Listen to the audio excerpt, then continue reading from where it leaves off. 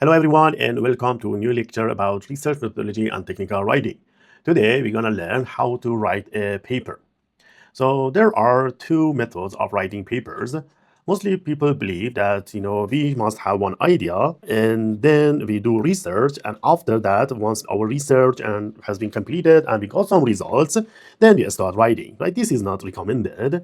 The other way is when we have some idea, at the same time that we are doing the research, we must start writing, right? So it means writing and doing research should be parallel to each other, right? Because once we have the idea, we need to do literature search. We need to search the related work and we find what the other people did so far. And this help us to refine our idea, to polish our idea. And at the same time, we do research and we do the rest of the work. So writing parallel is an idea that works well.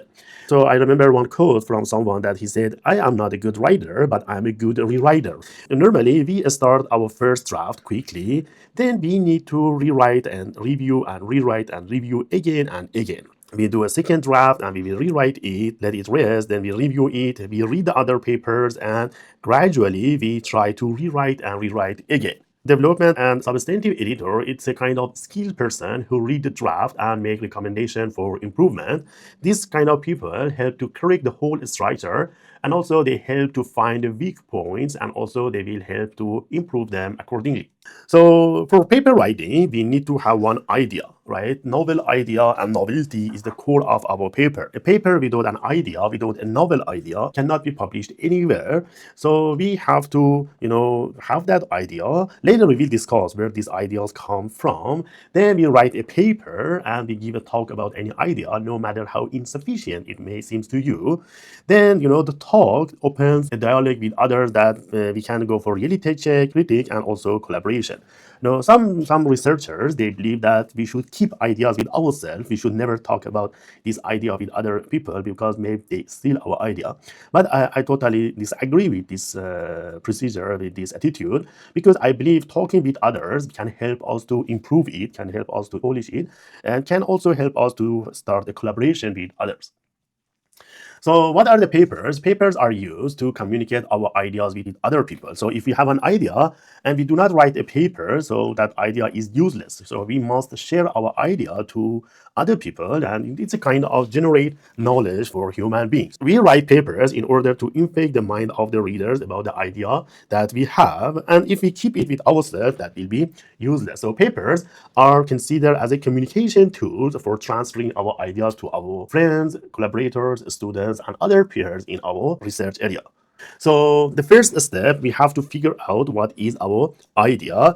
And maybe at the beginning, the idea is not very exact, very explicit to us. So we need to make the certainty that the reader is in no doubt about the idea, and we should be 100% explicit. So many papers contain good idea, but they do not distill what they are. So in our papers, we have to explicitly write that, okay, for example, the main idea of this paper is this one, or for example, we can say in this section, we present the main contributions. The technical contribution must be presented very clearly in abstract and introduction of a paper. I really love those papers that in their introduction, they have a list of their contributions, right? So in the introduction, they mention that, okay, the main contribution of this paper can be summarized as follows, and there is a list. It's very clear, right? Because editors, reviewers, and readers, they are looking for your main contribution, for novelty, right? So they should be clearly presented, right?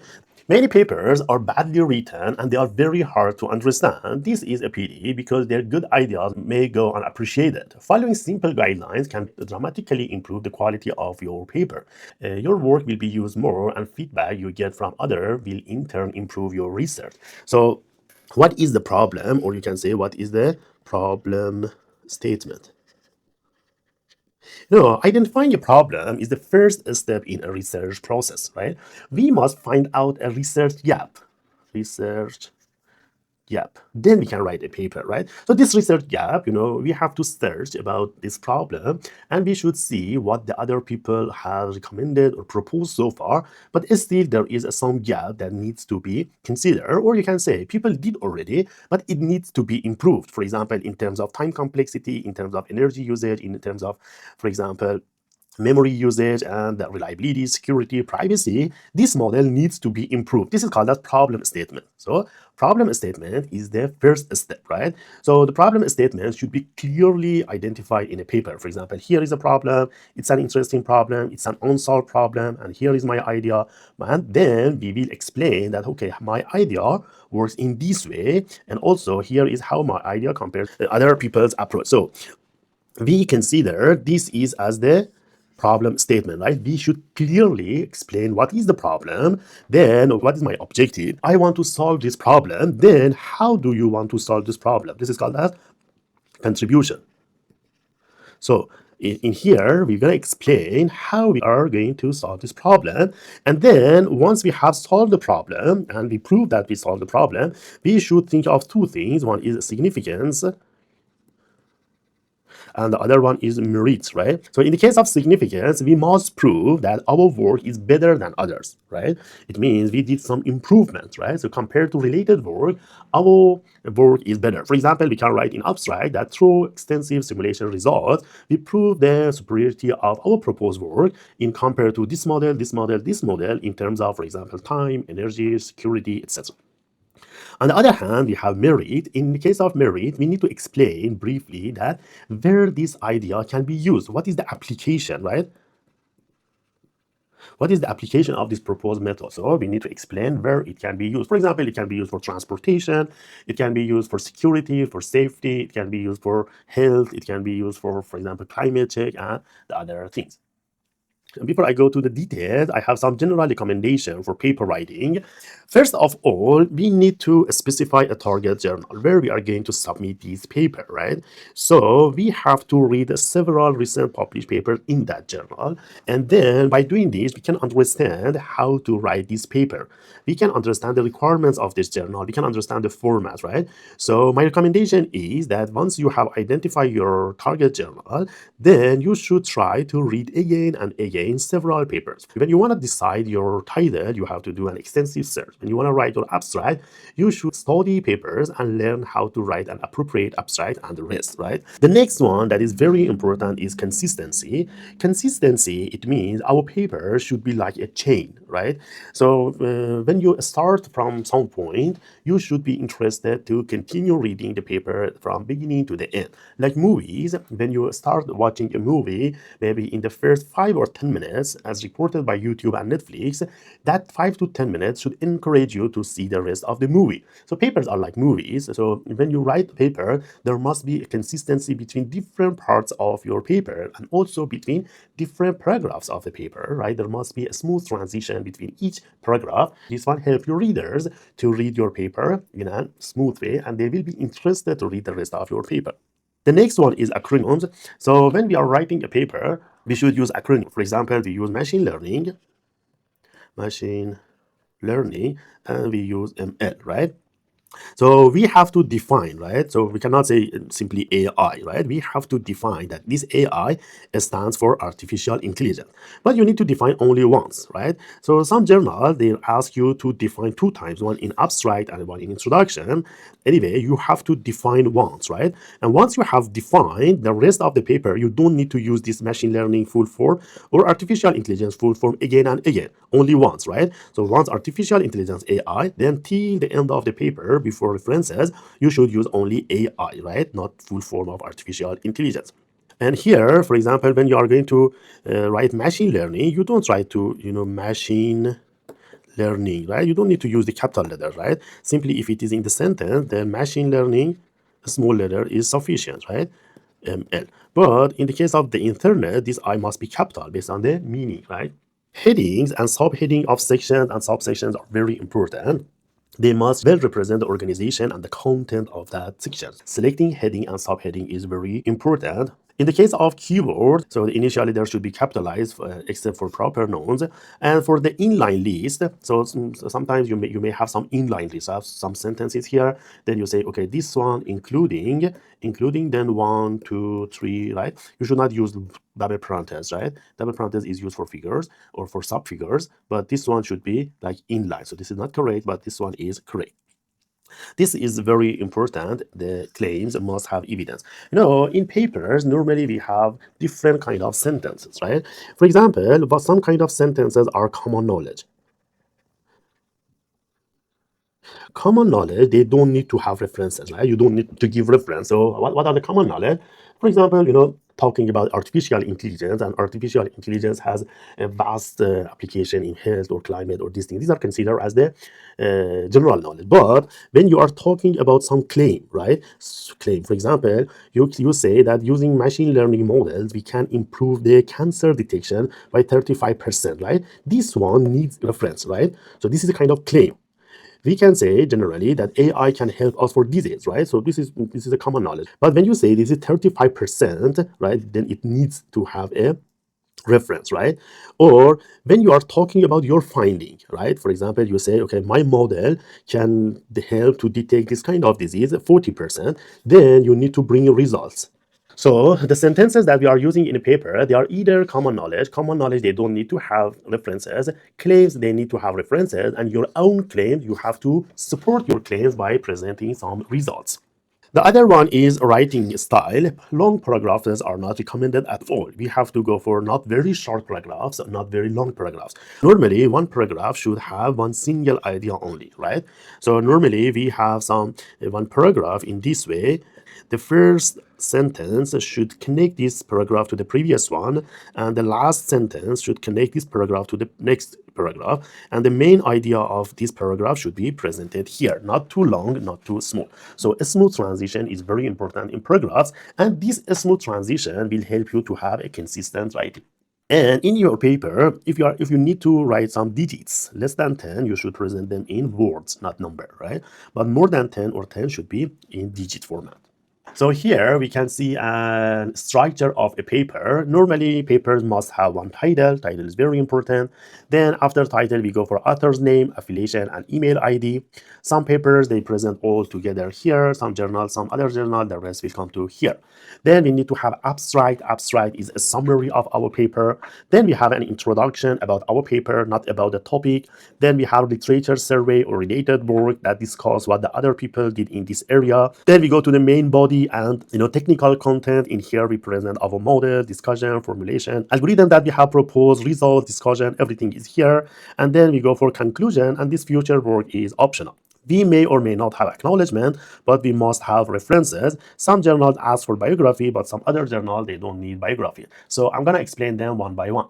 Title is very important, and others should care that what does the title lead the reader to expect about the paper. So title is for selling your paper. This is a representative of your paper. Normally, search engines, they search for titles, and the readers, when they search something on Google or Google Scholar, they see your titles. Based on the title, they decide whether to read or not read your paper. So in technical papers, title should indicate technical contribution of the paper. The keywords must be there. Title should not be very broad, and it needs to be narrowed down to clearly cover the topic that is going to be discussed in this paper. It should be precise, clear, and specific and catchy, right? It must have single contribution of the paper, and we should make title for reader market. Titles are searched, and titles are first scanned by the reader. Short titles are better, but should not be very short, and it's not recommended to have subclause. So in the case of survey papers, for example, you write survey on artificial intelligence for health. This is a very broad, and survey on this broad topic will not be easy to manage.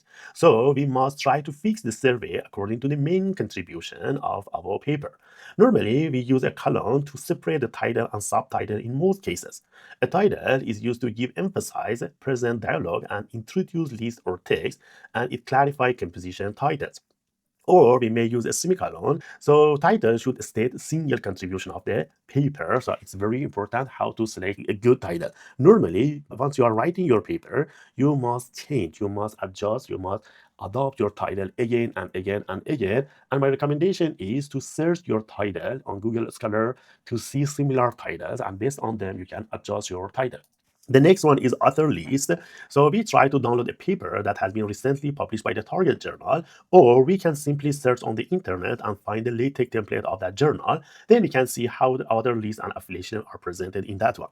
In IEEE, normally they use first author, they write first name, last name, and this is the membership of IEEE. If he is a flow of IE, they write like this. Then the second author, third author, and they will write the membership of IEEE. For example, student member, senior member, flow, etc. Then in IEEE format, you don't need to write the affiliation after authors, but at the footnote here, in this section, we write the affiliation, right? So how to write here, for example, TC author is with the Department of Electrical Engineering, University of Colorado, and then you write email in this. Another format that we use for IEEE conferences is they will write an author name and affiliation together right after the title, right? First author, department, university, and also this email address. Different journals have different formats, so it's better to find a published paper in that journal, or you try to find out the template, LaTeX template of that journal. Abstract is a very important part of a paper. Once readers select a paper to read based on the title, the next section that they're gonna read is abstract. So abstract is very, very important. And based on the abstract, they decide to read your paper or not. Normally, abstract will be written at the end because it's a summary of our paper, right? So we have to write the abstract once we have finished writing of the other section of our paper. Normally, the committee member, they decide to read your paper based on the abstract. So this abstract will create an image of the paper for the reviewers and editors, and the reviewers, they study this paper to get information about the rest of the paper. And if it is disorganized or incomplete, so the reviewers are not interested to read the rest of the paper, right? So we should care about this one. So the question is how to write a good abstract. Normally, abstract should be 250 to 300 words, but less or more is okay sometimes. The first sentence should be about the background of our work, right? One sentence. And this is optional. This is not mandatory. Optional, right? So you may write or you may not write. And also this merit, as I told you already, merit is about the application of the proposed model, right? So in here, we will say what is the application. And the background, you may write one sentence background to introduce the context of your work. We should write this background, but these are mandatory: problem statement, objective, contribution, and significant. This must be there. The problem statement can be also one sentence, and in here we should clearly explain what is the problem that we're gonna study in this paper. Then once we have presented our problem statement, we should go to the objective, right? So we have identified the problem statement, and in here you explain that because of this problem has not been addressed by the other researchers, in this paper we're gonna study this problem and we want to solve this problem for this purpose. Contributions is the answer to how, right? So you have defined one problem statement and your objective is to solve this problem, right? But how you want to solve this problem? For example, you say we formulate this problem, we define an optimization problem, we recommend an algorithm, we develop a theoretical model, we do simulation, we do experiment, we do survey. All these things you have to explain in your contribution, right? So contribution is the main part of your paper, right? So your idea, everything should be here. Your mathematical formulation, framework development, everything should be here. In case of survey papers, we have to explain about our technical contribution. For example, we identify a problem, we classify that problem, we do a literature search, we compare the related work, we write our own insights, we write our own comparison analysis, we specify the drawbacks, we specify the strength, and all these things are contribution for a survey paper, right? It should not be too long, it should not be too less, right? We should not provide too much details here, right?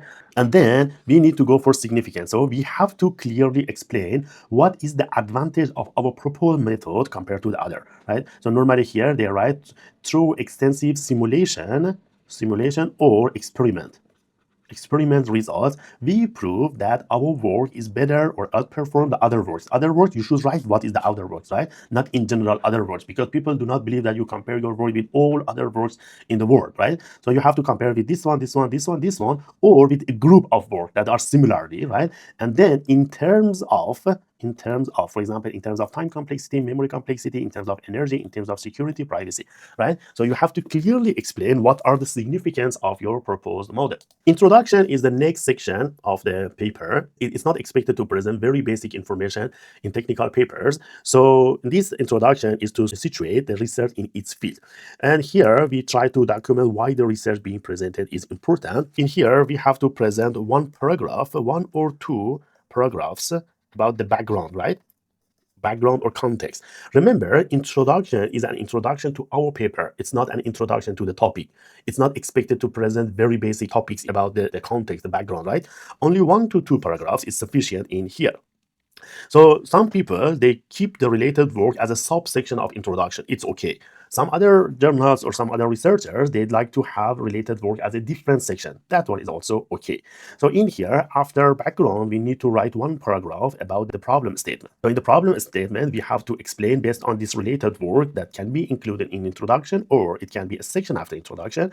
We explain that, okay, other researchers did this one, that one, this one, that one. However, there is still a gap, and we're gonna cover this gap. Then you try to explain about your objective and then your contribution, right? So you explain about your contribution, and also a list of contributions should be there. For example, in here, you will write down that, okay, our main contribution can be summarized as follows, right? So then here you present a list of your main contribution. It's very important and very good. At the end, there must be 1 paragraph about the organization of the remaining parts. For example, you say the rest of this paper is organized as follows. Section 2, do the literature survey. Section 3, Section 4, Section 5. In this way, you can do it. So an ideal introduction should be composed of background, problem statement, objective, contribution, advantage or significance, and merit of the paper. So we already discussed these things in abstract, but in an abstract format, right? We learned that in abstract, we need to present one sentence. 1 sentence as background, 1 sentence as problem statement, 1 sentence as objective, then 2-3 sentences as the contributions, 1 sentence as significance, and 1 sentence as merit. Because introduction section can be in 1 or 2 pages, so we change 1 sentence to 1 paragraph. The first paragraph should be background. In here, we present maximum 1 paragraph to point out the context of our research. The background should be very close to the state of the art and also the problem statement. It should not be very broad, right? It should be very close to the problem statement. Right after that, we go for the problem statement. In here, we need to explain what problem is not yet addressed by other researchers, and in here, we should care that this problem statement is related to background that we presented in the first paragraph. In here, we should care about what is the main question addressed by this research, and 1 paragraph is sufficient for here. Then we go for the objective of our paper. Here, we need to clearly state what is going to be investigated in this paper. 1 short paragraph is okay here. Next, we go for contributions. How we want to do that? For example, we propose, right? We formulate something, we discuss, right? So the main contributions of the paper should be explained here. 1, 2, or 3 paragraphs we explain, then we present 1 summary of our contribution. What we propose, what we formulate, what we discuss, what we found, and what are the simulation results. Then we go for the significance.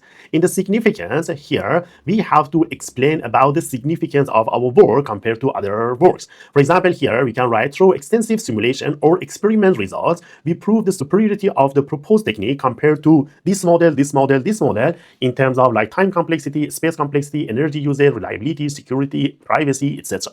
In the merit, we explain what is the use and advantage of the proposed work in general, how it will help the human being, and what are the different applications. 1 paragraph is okay, and at the end, we write the structure, right? The rest of this paper is organized as follows: Section 2, Section 3, Section 5, and finally, Section 5, for example, concludes this paper, right? This is the introduction structure. If your paper is too long, you can think of list of acronyms as well, right? So you present a table like this, and then here you write your acronym and definition. For example, ML stands for machine learning, AI stands for artificial intelligence. And if you have too many symbols, mathematical symbols, you can present 1 table as well, right? So in this way, for example, you can say symbol and, for example, definition. For example, X is for example, speed, right? Abstract is totally different by introduction. Abstract is a summary of your paper, and the main purpose here is to summarize our paper. It should be short, normally 250 to 300 words only. However, introduction is an introduction to your paper. It's not introduction about the topic. It's the introduction of your paper, right? So we want to present the context or background of our paper, not the main topic. And also, it can be like 1 or 2 pages normally. So this is an introduction to our topic, right? We explain what is going to be presented in this paper. So the next component of a paper, figures. Figures must add something novel and interesting to the manuscript. You are not allowed to copy-paste figures from other sources. It means the figures must have some novelty, right? And also, we should import figures in high quality. Normally, it is recommended to save figures as PDF, then you import them in LaTeX, right? In this way, you can have high quality figures. It's not recommended to save as figures as PNG and you import in a Word file, but PDF and LaTeX is very good. Normally, it is considered to place the figures at top of page or column for 2-column papers. And when you add one figure to your text, you have to explain about that figure in your text. You have to refer that figure in your text. You have to explain. So we are not allowed to copy paste any figure from other papers, from own papers, or from other internet sources. Just we have to create our figures by ourselves. In a very special cases that there is one figure from something and you have to bring that figure into your paper, you need to do two things. You have to cite that paper, and also you need to get permission from the publisher. It means you have to send an email to the publisher and you should inform them you are going to use this figure in your paper. Then the publisher will provide you a document, permission document, and you need to use that one in your footnote of your paper. Then some figure may have some sub-figures, right? So for sub-figures, for example, we have a figure like this one, and in here we have A, then we have B, like another one B here. Then in the figure, in the caption here that we write, we need to explain about each sub-figure, right? Then you explain here, right? We have to have sub captions for sub figures as well. If you have some text into your figures, it must be readable, right? So the font should be very clear and readable for the others. So we have to write the name of variable, not just the letters or symbols in the figures here. Equations are another important part of papers. Equations are part of text, right? So when you are writing about equations, you should consider them as a part of text, not separately. For example, you say this can be formulated as, right? Then you say if x is equal to x plus 2, then you should add a comma here. You should add a comma here, and then here you say where x is the velocity, for example, right? So this comma should be here. If there is nowhere here, you should add a dot here. So each equation must have a comma or dot after it. And then we have to add numbering to the equations, right? Numbering should be there. Then you can refer to this number. So in maybe 2 paragraphs later, we write according to 1. You should not write equation 1 or EQ1, right? Only 1 is sufficient. And if you have some figures, for example, you say fx1 is equal to x1 plus 2 and fx2 is equal to x2 plus 3, you have to number both of them, 1 and 2, right?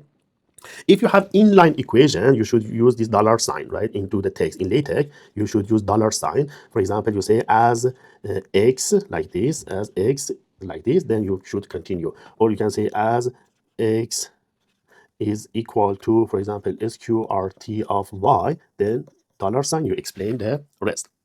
So this mathcal that is in LaTeX should be used for sets only, and also bold symbols should be used for vectors only. The next component is tables. Tables, we can summarize many things in tables. For example, when you want to compare your work with others' work, you can have a table of comparison of existing works, or for your results, for everything, you should have table. Once you have a table, you must explain about the table in the text, right? We have to refer them. And also, different journals have different formats for a table. So as I told you, you need to read several published papers in your target journal, and you understand what is the format of their tables, right? Or simply you can download the LaTeX template, then you can format your tables based on the journal's format. So related work is one of very important section in a paper. Related work means studying the most recent published paper in the same area. It's expected that at the end of this section, you should conclude the problem statement. For example, the problem that did not consider by the other people and it is necessary to be investigated. In the case of survey papers, related work means only those survey papers that study the same topic that is going to be presented in this manuscript, not those technical papers. So for survey paper, related papers are only survey papers. So here, the related work helps us to evaluate prior work that has been done in our research area. This is very important because we have to demonstrate that we have studied the most recent papers. Normally, 75% of the references that you refer to related work should be published in recent 2 years, right? So it means you demonstrate that you have already read all the related paper in your topic. You are aware of what the other people did it, right?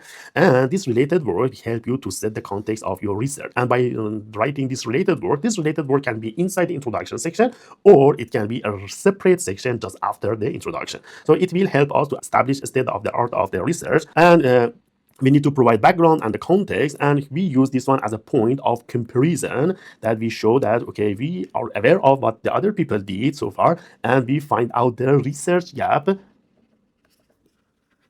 and this will be our problem statement. Then later we will try to solve this problem. And this one provides evidence of knowledge of others, right? Especially important for reviewers, and the reviewers may assess the other knowledge based on these related work. As I said, in the related work, first you will bring a short background, then you refer to others' work, right? 1, 2, 3, maybe 5 to 10, right? Then at the end, you should conclude that, okay, these people did these things already. However, there is still a problem statement. There is still exists a research gap that we're gonna cover in these papers. So the problem statement must be derived from the related work section. Please be noted that the literature review is not just summary of existing literature work. Yes, we may bring one sentence or two sentences about the related work, right? But only, for example, if we are citing 7 papers or to 10 papers, 7 to 10 sentences or 10 to 15 sentences will be summary of the existing. But there must be a comparison. There must be analysis. We should be able to extract the problem statement from that one. It's not just summarize the other's work. We have to try to find out that when they did these things, we acknowledge their work. However, there is a problem, and we should derive our problem statement from those papers. You should never cite from online resources like Wikipedia or internet. You should avoid citing the archive papers. You should try to at least 3 to 5 papers from your target journal, and try to cite paper from high quality journal, not low quality journal. So we should not have too many references here. We should not have very less references. Normally 7 to 10 references are sufficient here. The next and the main part of the paper is technical content, main content or body of the paper. In here, we explain about the main contribution of the paper, right? Theory, implementation, and everything. We should not explain about the related work here. It should be a separate, right? This section is our contribution. As I told you in the previous section, we have derived one problem statement. And in this section, we have to technically explain how you want to solve this problem statement. For example, you propose an algorithm, you go for theoretical explanation, framework development, modeling, simulation. In here, you have to explain exactly how you're gonna solve that problem. Sometimes you need to refer to some work. For example, this work did this equation or something, and you need to continue, you need to improve. So you can say, following from this paper, then I have extended the work. I already told you consistency is very important in paper writing, right? So here I'm going to explain one level of consistency in paper writing. In introduction, we make claims, right? As I told you, we present a list of our contribution, right? And in here, in the body of the paper, we provide evidence to support each claim. We have to check each claim in introduction. We have to identify the evidence, and we need to forward reference it from the claim, right? What kind of evidences we can provide here, like analysis, comparison, theorem, measurement, case studies, and simulation, experiment, etc., right? So in this way, whatever we have claimed in our introduction section, here we will prove, we will provide sufficient evidences to support our claims. So once we have developed our framework or theoretically explained about the framework, and also we presented our proposed algorithm, idea, and everything, we must prove it, right? So in order to prove our claim, we need to provide results. Results can come from simulation or can come from experiments, right? So in here, we have to present our data set if we have, then we have to plot our result, and also we need to compare with the earlier approach. That is the significance of our work. So normally in here, we must have several graphs, because a picture is worth thousands of words, right? So in this result section, normally result and discussion, we need to present several graphs, tables, and plots, and we need to compare that our work is better than others, right? That is called as significance. So we have to prove using results, simulation results or experiment results, and we have to discuss that our proposed method is better than others.